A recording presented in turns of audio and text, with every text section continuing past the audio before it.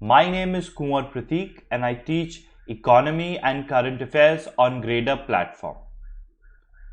And I welcome you again for daily current affairs, which I take every morning at 9 a.m. Now, before we start today's current affairs, I have an announcement for you guys that to improve our sessions, we are conducting a survey on your viewership. Please fill this form.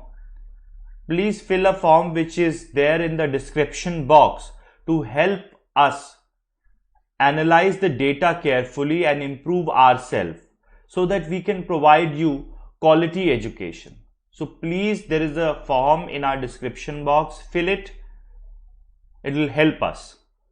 Now, after this announcement, let's just start with daily current affairs for today. The first topic for today is water on the moon. Recently, two separate studies in natural astronomy scientists have reported findings with potential huge implications for sustaining humans on the moon in the future. So, these two studies in natural astronomy, scientists have reported findings with potential huge implications because ice have been found on the moon. So ice has been confirmed at the moon at the poles. So like on Earth there is pole here, pole here. In moon also there is pole here and pole here. So ice has been confirmed on the poles. So scientists have observed evidence of a lot of ice craters on the south pole of the moon. NASA is aiming to send astronauts here by 2024 with reusable lunar landing system. The presence of ice means moon water could potentially be used as a source for future mission. So you don't need water, you can use that water whenever if humans are going to moon. Moon water could help astronauts explore moon for longer or even stay there. That is what I said.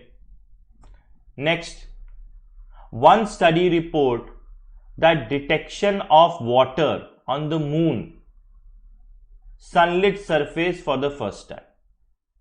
Meaning that moon, we only get to see one face of the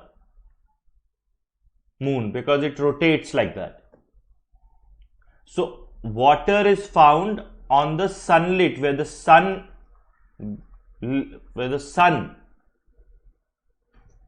shines, on that part of the moon they have detected water. The other estimates that the second study says that moon's dark shadowy region which potentially contains ice are more widespread than thought. So the dark side of the moon has more ice. So water has been confirmed there. Moon has water at places where none had even detected before and has potentially more water than previously believed in these regions where it was already understood to exist. So basic thing is that it was earlier thought that moon does not have water. Now it has been found that moon has a lot of water which can be used by future missions to extend the stay at moon, and these water can be used. So two reports have come out. One says that sunlit side of the moon contains water, and second says that the dark side of the moon contains potentially more water than it was thought. Okay, so this is what these two studies say. Then why is this discovery important for us? Because water is an important sign of life. Because on Earth also life evolved from water. Okay, and water is a precious resource in space to find, which can sustain life. Okay, so for astronaut landing on the moon, water is necessary not only to sustain life but for purposes such as generating rocket fuel. So if there is ice on moon, then extra rocket fuel will not be a problem for astronauts. So they don't have to carry it. They can generate it on the moon only.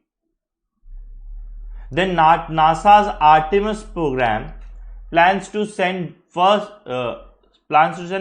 women and next men to the moon in 2024, and it hopes to establish sustainable human presence and thereby end of decade. So basically there has been an Artemis plan, see, since a long time. There hasn't been any human presence on the moon. It's been many decades. Now NASA has again decided to send humans on the moon. First woman and other men, next men, because men have already gone to the moon, so that there is sustainable human presence by the end of the decade. So 2024 the first mission would be sent. Next, if space explorers can use moon's resources, it means they can carry less water from Earth. So resources which have to be carried from Earth would be reduced. So other necessary equipment and other necessary things could be carried by astronauts to the moon in their rocket ships rather than carrying water. Clear? Next, what have previous studies revealed? There have been previous studies as well. Our own Chandrayaan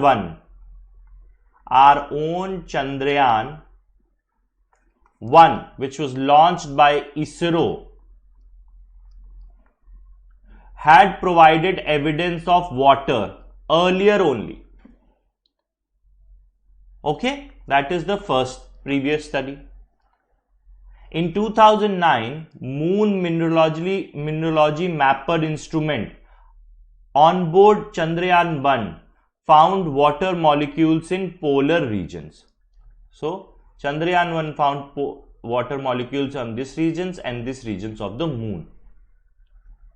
A paper in Natural Geoscience in 2013 analyzed this data and reported detection of magnetic water originating from deep interiors of moon surface. So from interiors of moon, this water is generated. So earlier also, because of Chandrayaan 1, which is an Indian orbiter mission, it was India's first orbiter mission to moon, please remember that. It confirmed presence of water on the moon.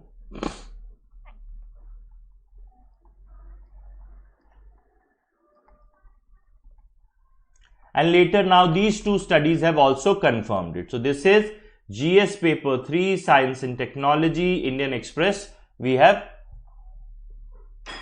this news in Indian Express. Next topic, the US state sponsor of terrorism list. As you know, you must have heard now that United States of America has removed Sudan from state sponsor of terrorist list, of which this North African country had been a part for over 27 years. For 27 years, US state sponsor of terrorism list had Sudan as a member or the country. So it was not a good thing. So designated dates of country determine the heavy repeatedly provide support active. So basically a country which provides, according to US Department of State, that is Foreign Ministry of US, support to states terrorism, that is put under state sponsor of terrorism list. Currently, which all countries are there? In 1979, Syria was put under this list. Then 1984, Iran was put under this list. Then Sudan was put under this list in 1993, and North Korea was put under this list in 2017. Okay. Now, what is US state sponsor of terrorism list? US Secretary of State. Who is US Secretary of State? If you want to know who is US, good morning Anu Chauhan, good morning Smriti.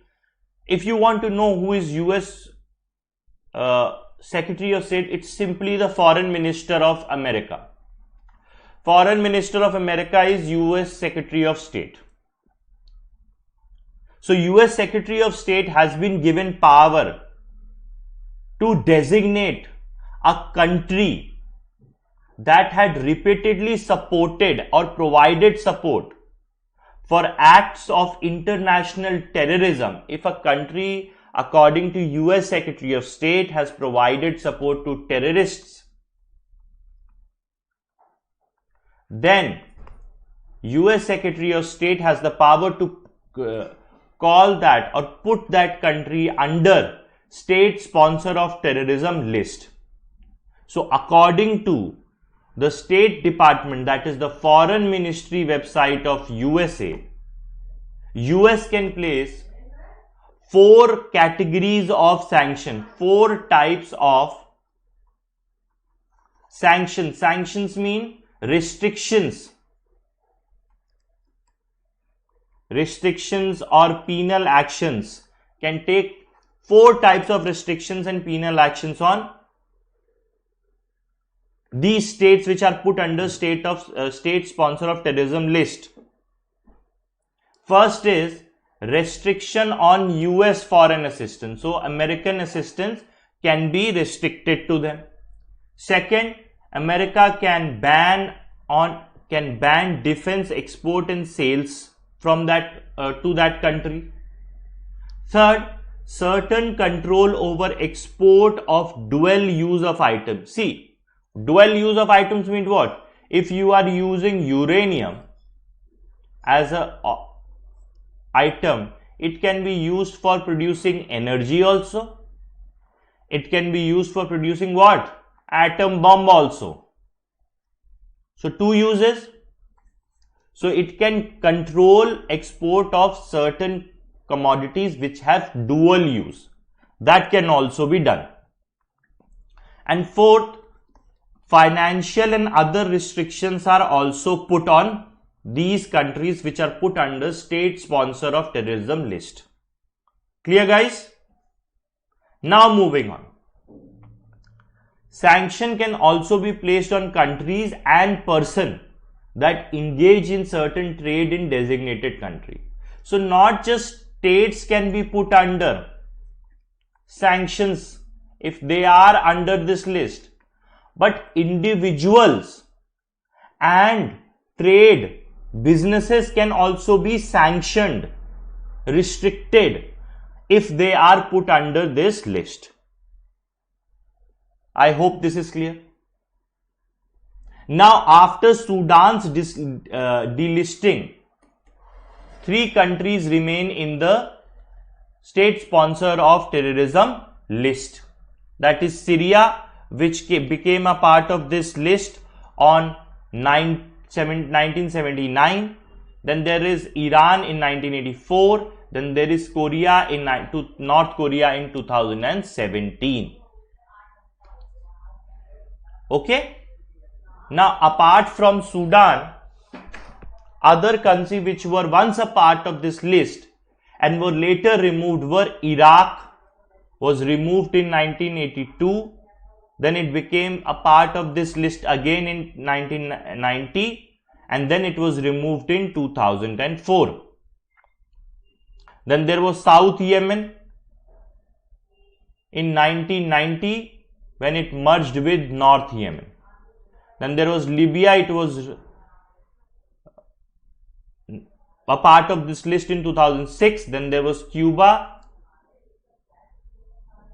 2015 it was removed, 2006 it was removed, 1990 it was removed. Okay, these were there earlier. So now question arises, when and how Sudan was put in the list for the first time? Why was it pushed under? So America added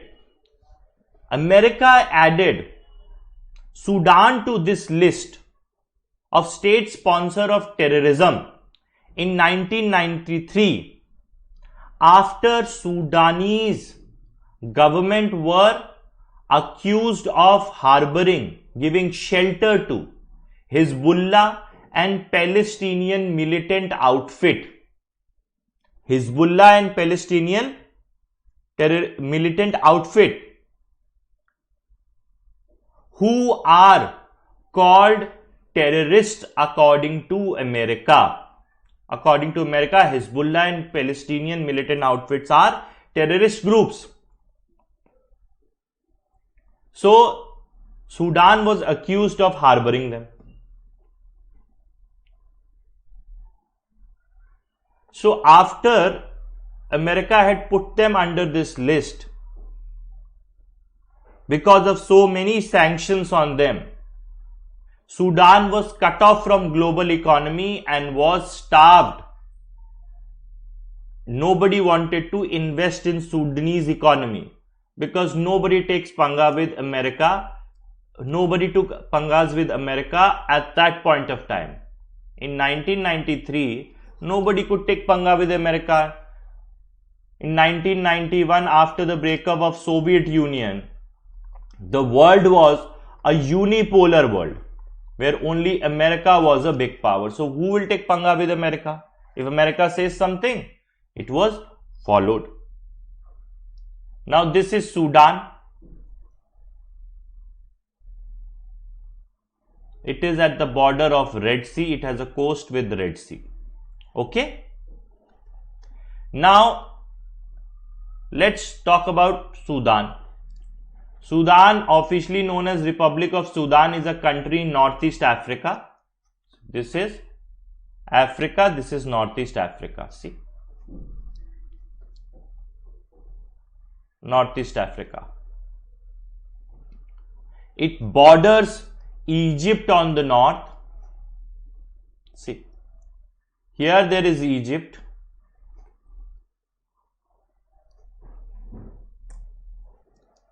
Egypt on the north, then there is Libya on the northwest, then there is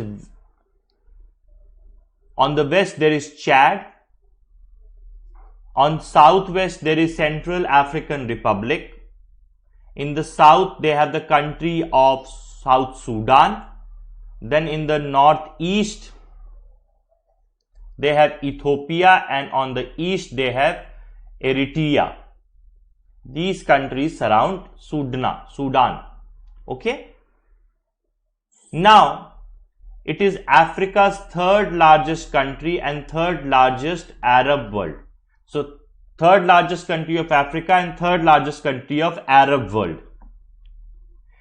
It was also the largest country in Africa and Arab world before South Sudan was created in 2011. Earlier, this area of South Sudan was also a part of Sudan. But now, because South Sudan is a different country, so it has been reduced to the third position. Earlier, it was the largest country. Okay?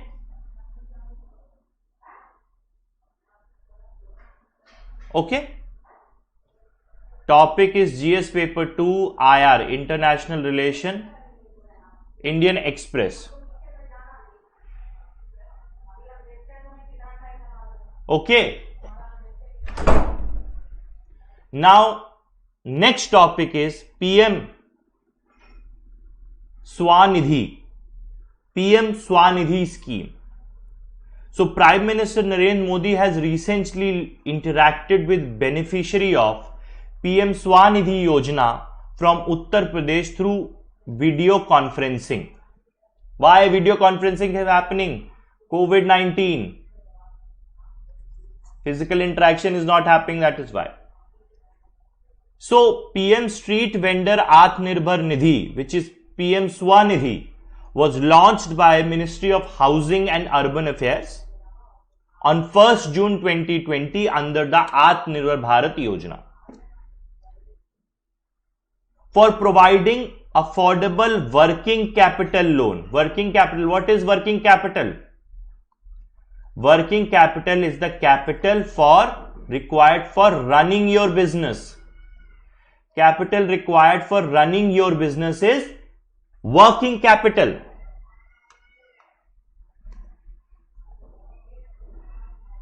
Smriti Chandan, Sudan is a country. Sudan is a country. It is a country. Okay.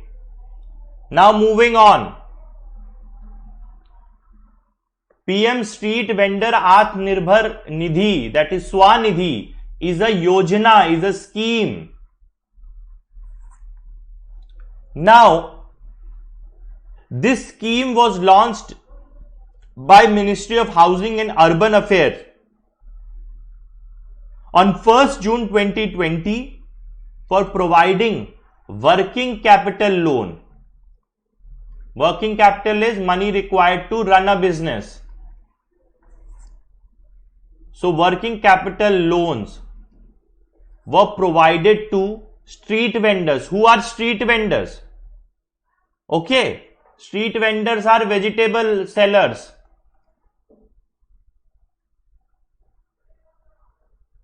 Vegetable sellers. They are fruit sellers. These are called street vendors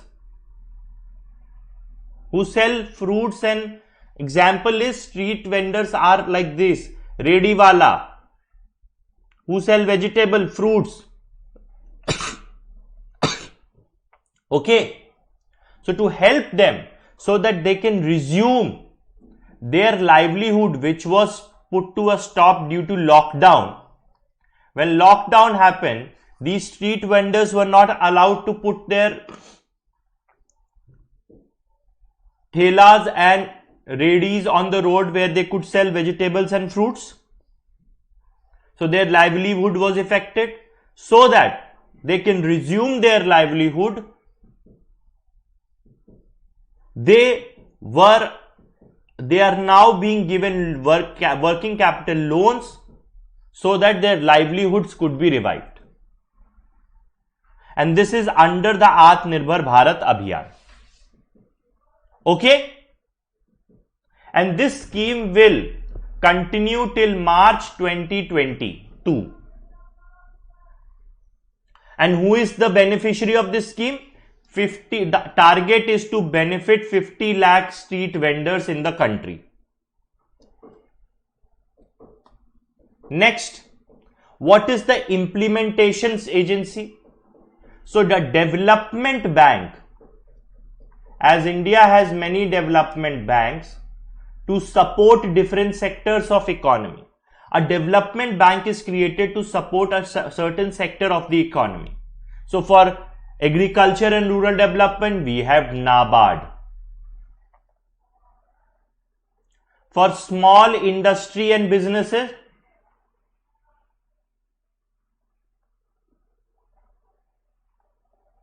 we have SIDBI, Small Industry Development Bank of India. So SIDBI has been given responsibility of implementing this scheme. So who is a street vendor under this scheme? So under this scheme, certain guideline has been named that who is a street vendor. So any person engaged in vending of articles, goods, wares, food items or merchandise on daily use offering services to public in street, footpath and pavements from a temporary build-up structure or by moving from place to place will be considered as a street vendor. So cobbler or mochi who fixes your shoe, mehendi wala, okay, all these will be considered as what? Street vendors who sit on street and provide you goods and services. Okay, clear? So goods supplied by them includes vegetable, fruits, ready to use, eat street food. Golgappa, if you go and eat Golgappa, what is it? Street vending. If you go out and drink tea, eat pakoras, bread, egg, buy clothes, apparels, artisan product, books and stationery from the road, from a person who is selling it on the road, then this is street vending service. Barber shop on the road, cobbler, mochi, pan shop, laundry service, all are called as street vendors. Next, what is the benefit? That vendors can avail a working capital loan up to 10,000 rupees, which they can give back on monthly installments. So you'll get a loan of 10,000 rupees. It will be converted into EMIs, monthly installment, and you can pay it in 1 year, 12 months. Okay. On timely and early payment of loan, an interest subsidy of 7% per annum will be provided. Meaning, if the loan is at, let's assume 10%, this is an example, not a reality, please understand this. So 7% loan reduction or subsidy will be given and the person has to pay only 3% interest.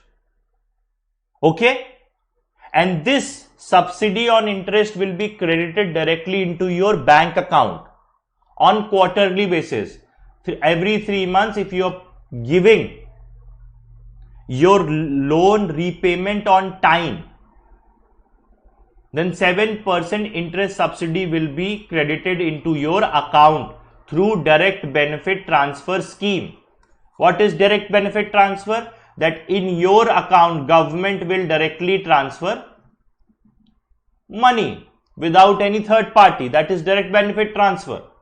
So every 3 months, your interest subsidy will be credited. And there is no penalty if you pay your loan early. So if you have taken 10,000 loan under street vending scheme and if you pay it in 1 month, there is no penalty on that. Okay. So this scheme also incentivizes and promotes digital transaction. So if you pay your loan through digital transaction, you get cashback incentive up to amount 100 rupees per month. Like for using a UPI, we get it. Same ways, these street vendors, if they use digital transaction, they'll get cashback. Now, vendors can avail a facility of escalation of credit limit on timely and early payment loans. So if a vendor is able to pay his or her loan on time, then this 10,000 rupees credit limit could be increased. Okay?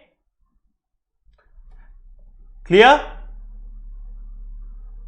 And Ministry of Housing and Urban Affairs has signed a memorandum of understanding with Swiggy. Swiggy is a e-commerce delivering service who delivers food at our places. So Ministry of Housing and Urban Affairs has signed a memorandum of understanding where Swiggy will put these street vendors, food street vendors, on their platform from which customers can order and Swiggy will deliver. So this is GS topic 2. GS paper 2, governance topic. The source is Press Information Bureau. Clear, guys?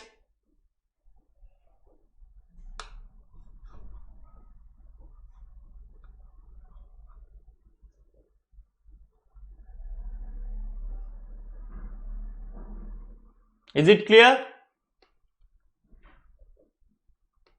Now moving on. India-Australia Circular Economy Hackathon. It is called IAS. So recently, Niti Aayog has launched India-Australia Circular Economy Hackathon called IAS. In this hackathon, which is IAS, it will be conducted between 7 December to 8 December 2020. Here, there are 4 themes of this hackathon. First is innovation in packing and reducing packing waste. So, packaging innovation.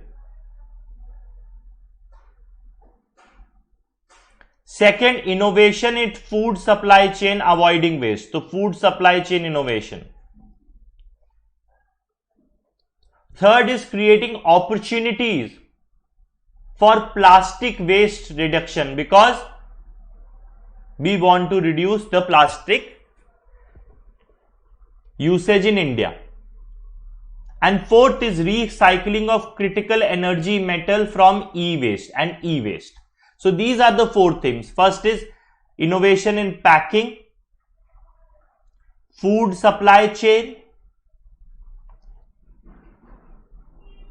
reduction of plastic waste, and fourth, recycling of energy metals, silicon, chromium. These are energy metals. Electronic waste, from electronic waste they can be harvested. Okay. Now let's talk about IAS. So you know that India is trying to give a fillip and push to innovation in India through various schemes, especially Atal Innovation Mission, which has been launched by Niti Aayog. So, Niti Aayog is collaborating with Niti Aayog's Atal Innovation Mission and Australia's Commonwealth Scientific Industrial Research Organization is coming together for this IAS hackathon, India-Australia Circular Economy Hackathon. So this idea of IAS was conceived in a virtual summit between Indian and Australian Prime Minister, exploring innovative ways to boost circular economy in India. Okay. Now it will focus on identification and development of innovative technology solutions by bright-minded students, startups and MSME of both countries. So the basic idea is to find innovative solutions to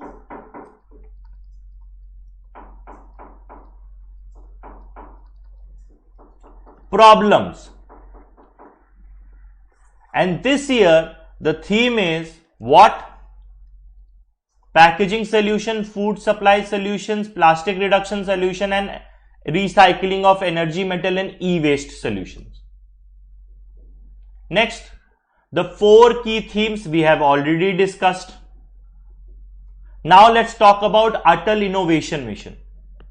It is a flagship scheme of Government of India which is launched by Niti Aayog for promoting and creating a culture of innovation in India. And why innovation is required? Because innovation is key for what? Entrepreneurship.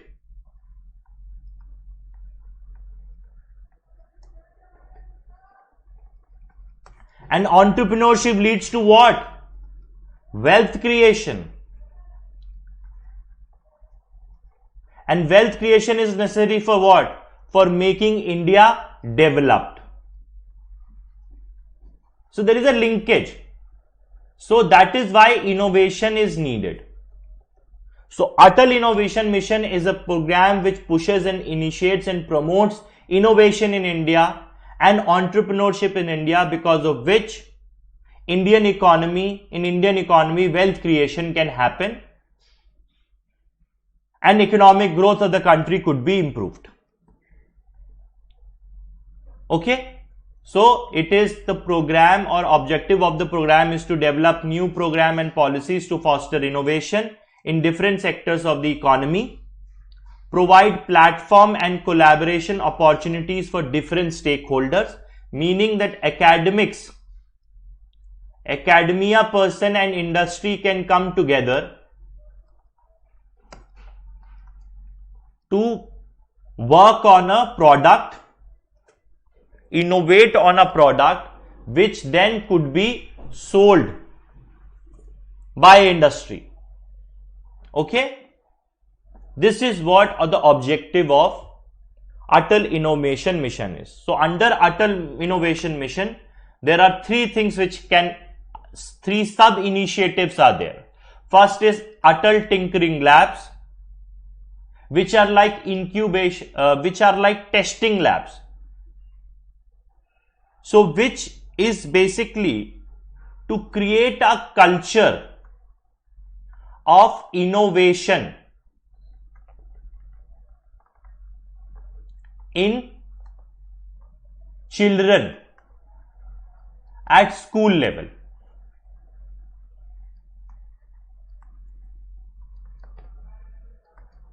So that since school, people and students are inclined toward innovating. Second is Atal Incubator Centers, so that startups can work on their ideas, so that their ideas can be tested.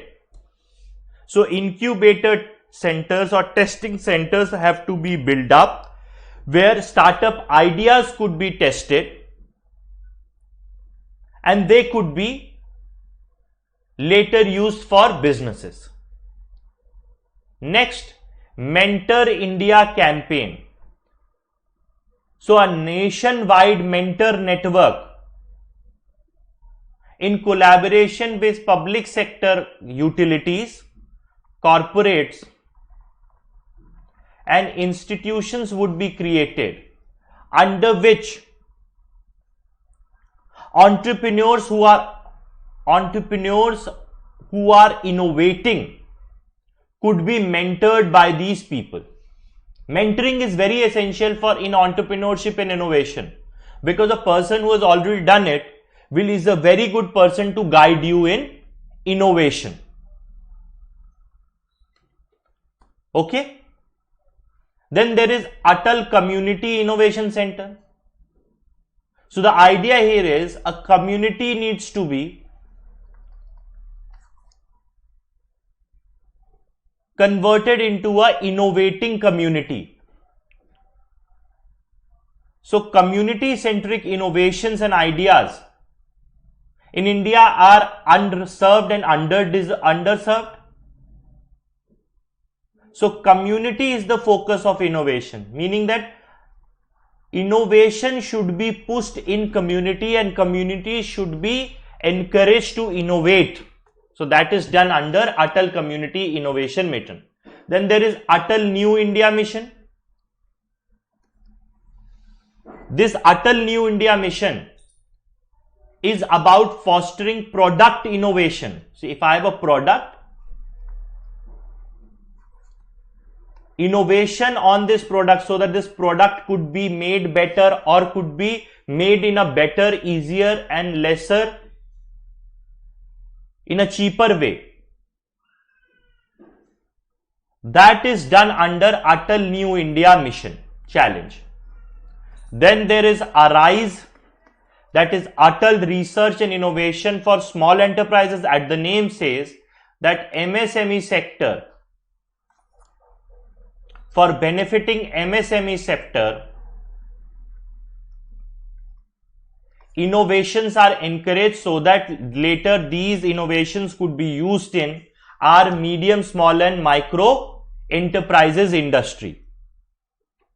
Okay, so this IAS and AIM scheme, that is Atal Innovation Scheme, we have spoken about. I hope it is clear to all of you. This is GS paper 3 Economy Hindu. Next is, you know, when the lockdown happened, a moratorium was announced on loans because of lockdown, many people lost their jobs. So till 31st of August,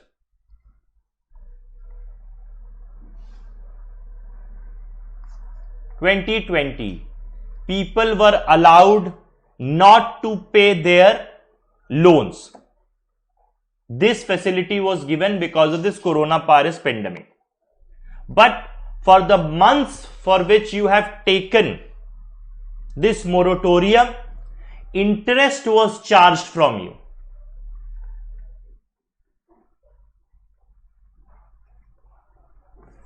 Interest was charged. So a case went to Supreme Court saying that why is this interest charged when people were not capable of paying loans? If they were capable of paying loans, why would they have taken moratorium? So government said in Supreme Court that they'll do something about it. So Reserve Bank of India has asked all the lending institution to credit institutions who give credit to give interest waiver on loan up to 2 crore rupees. So if for this moratorium period, so if you were not able to pay your loan from March 1st 2020 to 31st August 2020, during which the lockdown was there, then for this period, a person who had not given his loan will not have to pay the interest on the loans for these months. Okay? So government has announced the scheme for grant of ex gratia payment of difference between compound interest and simple interest for 6 months to borrowers with specified amount accounts. Under this scheme, lending institutions have been mandated by ex gratia payment. Ex gratia payment means after an event has occurred.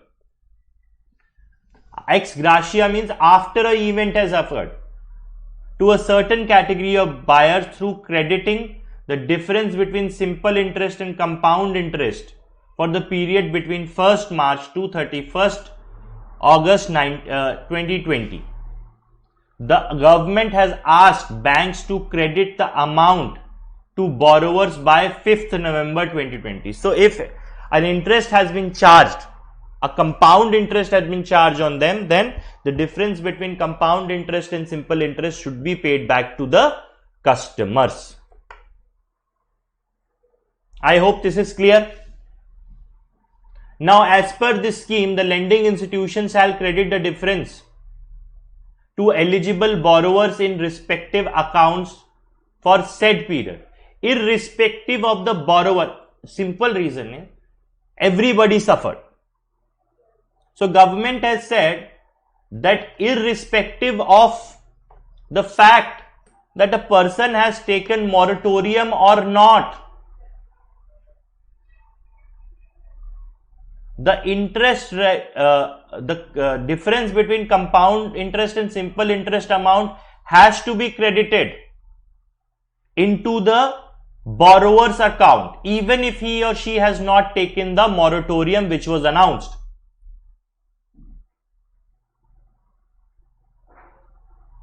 Okay, this is what this scheme is about, and which these schemes cover who all? Education loans, housing loan, automobile loans, MSME loan, personal loans to professionals, credit card dues, consumer durables loans, and consumption loans. All these loans are covered under this scheme, which will help people. Okay, clear guys? Now moving on. You know there is goods and services tax, which was a reform in indirect tax system in India.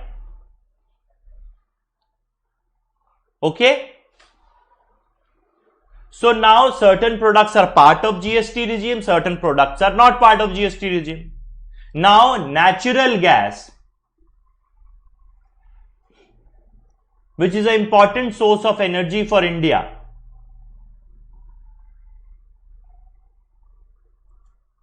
okay, and the usage of natural gas in India is increasing day by day.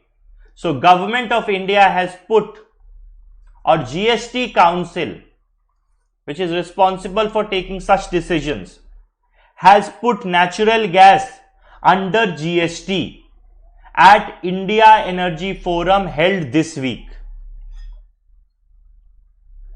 So currently petrol, diesel, aviation turbine fuel, natural gas, crude fall outside GST. So GST is not levied on these products, but now GST will be levied on natural gas. Okay.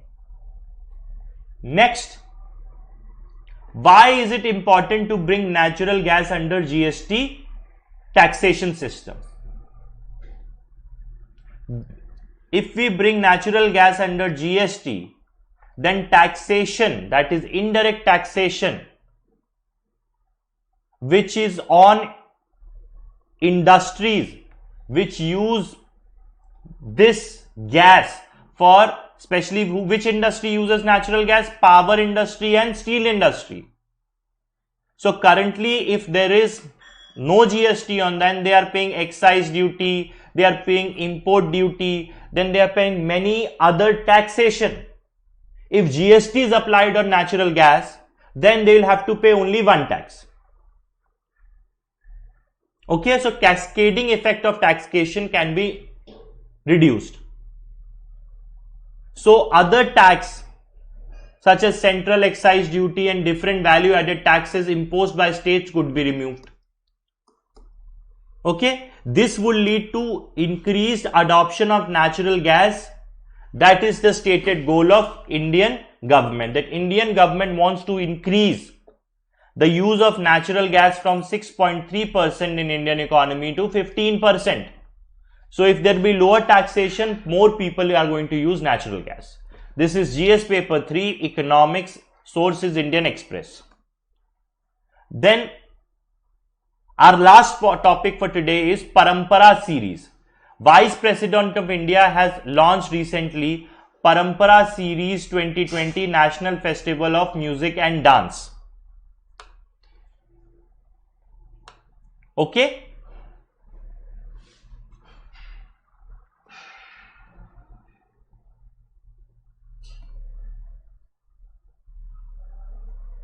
Now let's talk about Parampara series. It is organized by Nat Tarangini in partnership with United Nations. Nat Tarangini is an organization or has been organizing Parampara series for last 23 years. The festival is organized in coincidence with World Day of Audio Video Visual Heritage. So Nat Tarangini Performing Arts Center was founded initially as a Kuchipudi Dance Institute. Kuchipudi is from Andhra Pradesh, Kuchipudi dance, by India's legendary dancing couple Dr. Raja Radha and Kaushalya Reddy in the year 1976 in New Delhi. Okay, this is about Nat Tarangini. This is GS paper 1, Art and Culture. This news came in Business Standard. This was the last topic which we had to cover for today. Now I have an announcement for you guys. Again, please subscribe to our Gradeup Super. You will get unlimited access to all our structured live courses and mock tests. Along with this, we cover all the the entire syllabus of UPSC. You will be taught by expert faculties like me. Complete doubt resolution will be done, and reports and performance card will be given to you. So you will get access to 11 plus structured live courses, 60 plus mock tests. Then we have 3 subscription plans currently. One is 6 months, 12 months and 24 months. So you have many options. Then for UPSC Civil Services 2021, to help your preparation, Gradeup is bringing to you daily current affairs, daily editorial analysis, NCERT, NIOS, IGNOU quizzes, weekly PIB analysis, Gradeup Super quiz. Okay. Then our ongoing courses are IAS 2021 Prelims cum Mains English and Hindi course. We are running them. Then there is IAS 2020 Mains exam. Then there is UPSC EPFO 2020 Prelims course. Then we are running a complete NCERT module for Civil Services examination, both in Hindi and English. Next, our upcoming courses are for Economic and Social Development, Indian and World Geography, Environment and Ecology, Indian Polity and Governance, History of India and International Movement, and General Science. These are our upcoming courses. On our Gradeup app, we are conducting free series, free classes for you guys every day. So we are conducting a class on IAS 2021, a series on important topics. Then we are conducting a detailed analysis and solution sessions for UPSC Prelims 2020, which happened on the 4th of October. We are conducting detailed analysis and solutions for both GS paper 1 and 2, that is CSAT. Then we are conducting daily editorial analysis on Monday to Friday 12 p.m. and we are conducting UPSC Manthan, that is civil daily current affairs classes, every day at 9 p.m. on our Gradeup app. So I hope you guys join us on our Gradeup app also. Please download it and use it. And once again, I would like to urge you guys to subscribe to our Gradeup IAS channel. Like it, subscribe it, share it. Thank you very much guys for tuning in. I'll see you guys tomorrow again with daily current affairs of tomorrow. Thank you very much.